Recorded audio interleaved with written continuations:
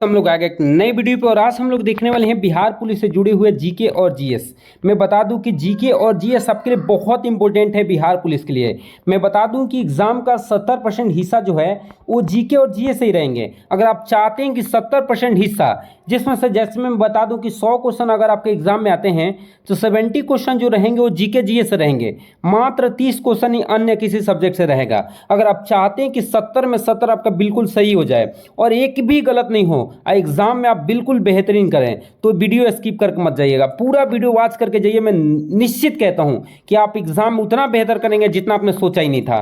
तो मैं आज जो लाया हूं ये बायोलॉजी का क्वेश्चन लाया हूं और ये बायो में जो जीएस में आता है ये बहुत इंपॉर्टेंट है और जितने भी क्वेश्चन आज बताने वाले हैं सब ये बिहार पुलिस में पूछा गया है। अगर चाहते हैं कि एक भी एग्जाम में गलत नहीं हो तो पूरा वीडियो वॉच करिए, बिल्कुल बीच में स्किप मत करिएगा। तो आइए हम लोग समझते हुए चलते हैं और देखते हुए चलते हैं। देखिए, वंशागत का क्रोमोसोमल वाद का सिद्धांत किसने प्रस्तुत किया था? तो देखिए, पहला ऑप्शन है वाटसन एवं क्रिक, दूसरा है सटन एवं बोबेरी, तीसरा है बीडल एवं टेटम और चौथा है नीरेनबर्ग एवं खुराना। तो मैं बता दूं कि वंशागति का क्रोमोसोमल वाद सिद्धांत जो है उस सटन तथा बोबेरी नामक वैज्ञानिक ने दिए थे और कब दिए थे ये भी याद रख लीजिएगा, 1902 ईस्वी में इन्होंने दिए थे। कब दिए थे? 1902 ईस्वी में। याद रख लीजिएगा कि सटन एवं बोबेरी नामक वैज्ञानिक ने वंशागति के क्रोमोसोमल वाद सिद्धांत को दिए थे। कब दिए थे? 1902 ईस्वी में दिए थे, याद रखिएगा। एक और बात बता देता हूँ, वाटसन एवं क्रिक के बारे में बता देता हूँ। वाटसन एवं क्रिक नामक वैज्ञानिक ने डीएनए संरचना के बारे में बताया है कि डीएनए की संरचना द्विकुंडलित होती है। कैसी होती है? द्विकुंडलित, मतलब दो कुंडली से मिलकर क्या होता है? बना होता है। ये कौन बताए हैं? वाटसन एवं क्रिक। और इन्होंने द्विसंरचना के बारे में बताया था 1953 ईस्वी में। कब बताया था? 1953 ईस्वी में इन्होंने क्या किया था? डीएनए के द्विकुंडली संरचना के बारे में बताया था वाटसन और क्रिक नामक वैज्ञानिक ने, याद रखेंगे। और बीडल एवं टेटन नामक वैज्ञानिक ने बताया था जीन एक प्रोटीन का निर्माण करता है। और नीरेनबर्ग और खुराना नामक वैज्ञानिक ने भी आपको जेनेटिक कोड के बारे में खोज किया था। अगले क्वेश्चन पे आ जाते हैं। अगला क्वेश्चन है मधुमक्खी पालन का वैज्ञानिक नाम क्या है? मधुमक्खी पालन का वैज्ञानिक नाम क्या है? देखिए, हार्टिकल्चर, सेरीकल्चर, वर्मिकल्चर, एपीकल्चर। तो मैं बता दूं कि मधुमक्खी का वैज्ञानिक नाम पहले सुन लीजिएगा। वैज्ञानिक नाम होता है एपिस इंडिका। क्या होता है? एपिस इंडिका, याद रख लीजिएगा। एपिस इंडिका किसका वैज्ञानिक नाम होता है? मधुमक्खी का। तो यहीं से एपी आया है और यहाँ पे कल्चर लगा दिया, तो एपी कल्चर इसका राइट क्या होगा? आंसर होगा। याद रख लीजिएगा, मधुमक्खी का वैज्ञानिक नाम क्या होता है? AP culture. और एपी कल्चर से ही आया है एपिस इंडिका होता है। क्या होता है? एपिस इंडिका, उसी से है एपी कल्चर, याद रखेंगे। अगले क्वेश्चन पे आ जाते हैं। बोमेन संपुट किस तंत्र का भाग है? बोमेन संपुट पहले किस में पाया जाता है ये बता देता हूँ। बोमेन संपुट पाया जाता है नेफ्रॉन में। और मैं बता दूं कि नेफ्रॉन जो है वो ब्रिक में मिलता है। ब्रिक मतलब आप लोग किडनी जानते होंगे, उसमें क्या मिलता है? नेफ्रॉन। और एक ब्रिक में 10 लाख नेफ्रॉन मिलते हैं। और हमारे शरीर में कितना? मनुष्य शरीर में दो ब्रिक होते हैं, तो एक ब्रिक में 10 लाख नेफ्रॉन होते हैं। तो दो ब्रिक में कितने नेफ्रॉन हो गए? 20 लाख नेफ्रॉन। और नेफ्रॉन क्या करते हैं? नेफ्रॉन हमारे ब्लड में जितने भी अशुद्धि रहती है उसको छानने में क्या करते हैं? मदद करते हैं। तो देखिए, ये क्या पूछ रहे हैं? बोमेन संपुट। तो मैंने अभी बताया कि बोमेन संपुट जो है किसका हिस्सा है? नेफ्रॉन को। और नेफ्रॉन जो है मिलकर के क्या बनाता है? ब्रिक बनाता है। तो देखिए, ये काम क्या करते हैं? जितना भी ब्लड में अशुद्धि रहता है उसको छानने का काम करते हैं और मूत्र के माध्यम से शरीर से बाहर निकाला जाता है। तो देखिए, किस में होता है? पाचन तंत्र में नहीं होता है, श्वसन तंत्र भी नहीं होता है, पाचन तंत्र यहाँ भी दिया है। तो उत्सर्जन तंत्र में हमारे शरीर से जितने भी अपशिष्ट पदार्थ रहेंगे ब्लड में तो उससे छान लेगा नेफ्रॉन और उसमें मदद कौन करेगा? बोमेन संपुट। और शरीर से बाहर मूत्र के माध्यम से क्या कर दिया जाएगा? निकाल दिया जाता है। जितने भी एक्स्ट्रा मैं बता रहा हूँ वो भी समझते हुए चलना आप लोगों को। निम्नलिखित में से कौन सा पादप एक बैक्टीरियोरोधी दवा का स्रोत नहीं है? पहला थिया, दूसरा है सिनकोना और तीसरा एड्स और साफिया। यही है।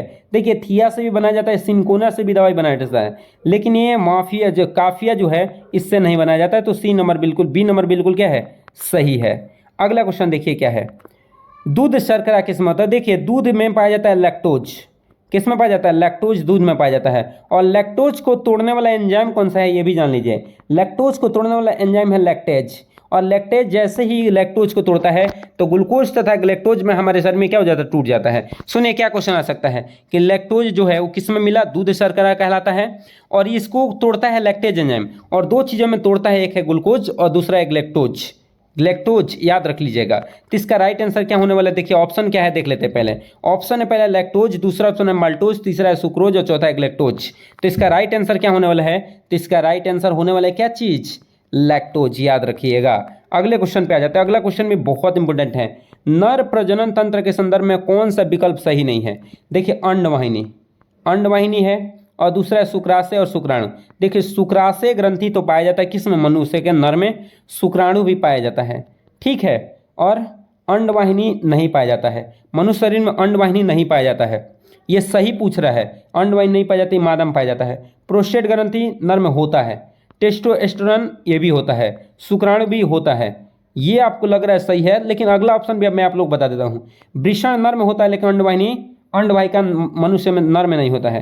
प्रोस्टेट ग्रंथि नर में होती है, शुक्राशय मनुष्य के नर में होती है, गर्भाशय नहीं होती है, टेस्टोस्टेरोन होती है। इसीलिए इसमें क्या नहीं होती, ये नहीं होती है नर में, इसमें ये नर में नहीं होती है, ये नर में नहीं होती है। और ये प्रोस्टेट ग्रंथि टेस्टोस्टेरोन शुक्राणु होता है, तो बी नंबर बिल्कुल क्या है, सही है। और प्रोस्टेट ग्रंथि की संख्या कितना ये भी बता देता हूँ। प्रोस्टेट ग्रंथि की संख्या कितनी होती है, एक होती है।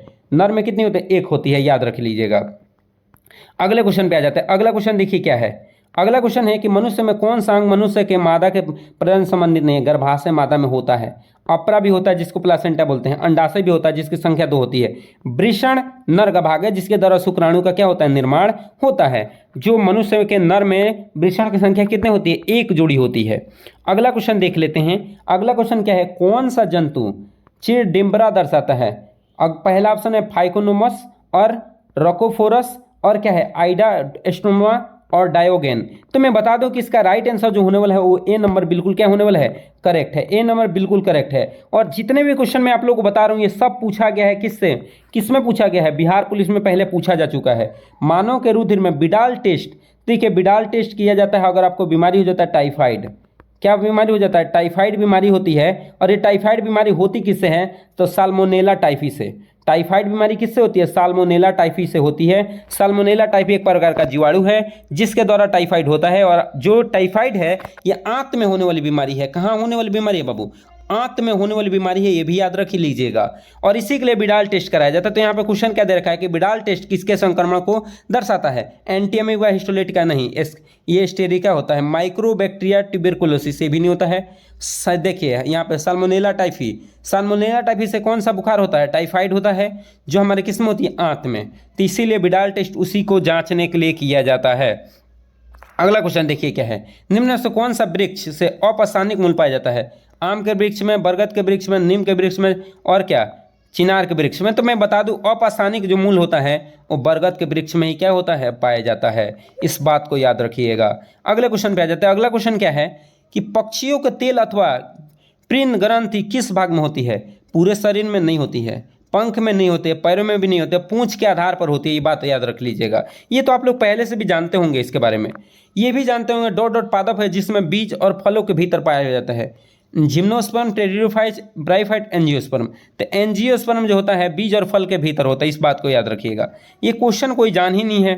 ये तना का रूपांतर पूछ रहा है तो आलू हो जाएगा। आप जानते होंगे, पहले से ही जानते होंगे आप लोग, ऐसे क्वेश्चन तो आप पहले से जानते होंगे। अंत शोषण, अंत शोषण मतलब ऑक्सीजन को कहाँ खींचना, शरीर के अंदर खींचना। तो वायुमंडलीय दाब फेफड़े के दाब से कैसा होना चाहिए, कम होना चाहिए। हमारे फेफड़े का दाब होना चाहिए। देखो अंत शोषण माने हम लोग ऑक्सीजन को कब अंदर ले सकते हैं, जब वायुमंडलीय दाब से फेफड़े का दाब क्या होगा, कम होगा। अगर वायुमंडलीय दाब से फेफड़े का दाब कम होता है तो उस समय होता है निःशोषण। निःशोषण मतलब हमारे शरीर से ब्लड को, ऑक्सीजन को कहाँ निकाला जाता है, बाहर। अंत शोषण का मतलब वो ये हो गया कि शरीर के बाहर जितने भी वायुमंडल से हम लोग ऑक्सीजन अंदर खींचते हैं उसको बोलते हैं अंत शोषण। निःशोषण होता है शरीर से बाहर निकालना। अगर फेफड़े का दाब वायुमंडलीय दाब से अधिक होता है उस समय निःशोषण होता है। अंत शोषण तब होता है जब वायुमंडलीय दाब से फेफड़े का दाब क्या होता है, कम होता है। तो ये नंबर बी नंबर बिल्कुल क्या है, सही है। अगला क्वेश्चन, ब्रायोफाइट्स पादप सामान्यतः पाए जाते हैं किसमें, शुष्क आवास में नहीं, जलीय आवास में नहीं, नम तथा छायादार आवास में पाए जाते हैं। सी नंबर बिल्कुल करेक्ट है। ये बिल्कुल एकदम आसान क्वेश्चन है। ऐसे क्वेश्चन दे दिए तो आप लोग बना ही लेंगे। जैव पुष्टिकरण डॉट डॉट के लिए पादप प्रजनन है, रोग प्रतिरोधकता के लिए पीड़क के प्रति प्रतिरोधकता दर्शाता है, उन्नत खास श्रृंखला दर्शाता है, उपयुक्त सभी। तो इसका राइट आंसर सभी होने वाला है। अगला क्वेश्चन देखिए क्या है, जठर रस डॉट डॉट होता है। जठर रस का पीएच मान कितना होता है, 1.2। जठर रस का पीएच मान कितना होता है? 1.2 होता है, याद रखिएगा। इसीलिए ये अमाशय में पाया जाता है, ये इसका अम्लीय होता है, अमाशय में पाया जाता है, याद रखिएगा। जठर रस का पीएच मान कितना होता है? 1.2, जो कि अमाशय में निकलता है। किसमें? अमाशय में। अगला, मूल एक स्थानांतरित करता है, तो जड़ इसका राइट आंसर हो जाएगा। अगला क्वेश्चन कौन सा है? विषाणु जनित रोग कौन सा है? प्लेग जो है ये जीवाणु से होता है, तपेदिक जो है वो जीवाणु से होता है, टिटनस भी जीवाणु से होता है, एड्स जो है वो विषाणु से होता है, वायरस से होता है, याद रखिएगा। ये तीनों में मैं आप लोग को बता दूं कि प्लेग हो गया, टिटनस हो गया, तपेदिक हो गया, ये जीवाणु से होने वाला रोग है। अगर विषाणु से पूछता है तो उसमें कौन होगा? एड्स होगा, याद रख लीजिएगा। अगला क्वेश्चन देखिए क्या है? निम्न में से कौन सा गैर परंपरागत ऊर्जा का स्रोत है? वायु है, पेट्रोल है, कोयला है, तेल है। तो मैं बता दूं गैर परंपरागत का स्रोत कौन सा है?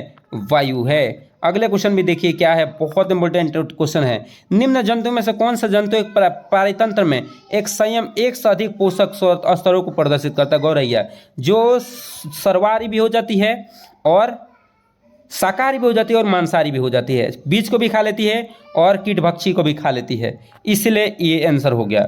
मैं जितने भी आज क्वेश्चन मैं बताया हूँ ये बहुत इंपॉर्टेंट क्वेश्चन बताए हूँ, और मुझे उम्मीद होगा कि आप लोग एक भी क्वेश्चन गलत नहीं करेंगे, और ऐसे आप लोग पढ़ते रहेंगे और वीडियो को जरूर लाइक करेंगे। अगर अच्छा लगता है तो चैनल को भी सब्सक्राइब जरूर करिए। चलिए तो मिलते हैं अगले वीडियो में, तब तक के लिए जय हिंद।